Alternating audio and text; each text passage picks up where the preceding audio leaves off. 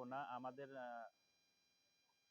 ভবিষ্যতে আমরা কিভাবে কাজ করব সে বিষয়ে আমাদের বস এম হাসান আমাদের সাথে তার আহ, আহ, কর্মপরিকল্পনা আমাদের কাছে শেয়ার করবেন এবং আমাদের কিছু মোটিভেশনাল কথাবার্তা বলবেন।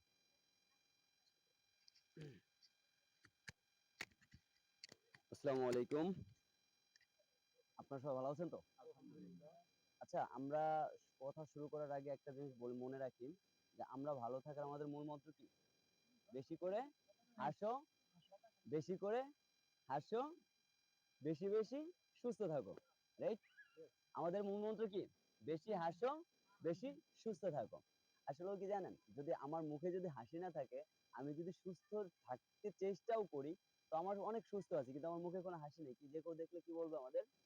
বলবে যে আমি নিশ্চিত কোনো টেনশনে আছি, বা আমি মনোভাবে বা হোক বা শারীরিক ভাবে হোক বা আমার মেন্টালিটি হোক আর যেভাবে হোক আমি অসুস্থতা ভোগ করছি।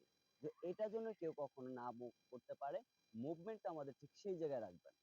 আর সর্বপ্রথম হচ্ছে আমি নিজের প্রতি যদি নিজের কোনো কনফিডেন্স না থাকে, তাহলে অবশ্যই আমি কোনো কাজ করতে পারবো না।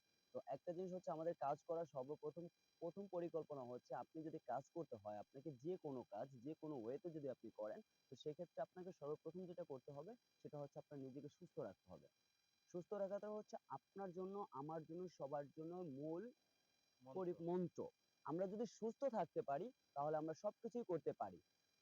আমি যদি আজকে যদি বেশি পরিমাণে হাসি, তাহলেও বেয়াদব বলতেও পারে, কারণ হাসিটা হওয়া উচিত মার্জনীয় বা দর্শনীয়।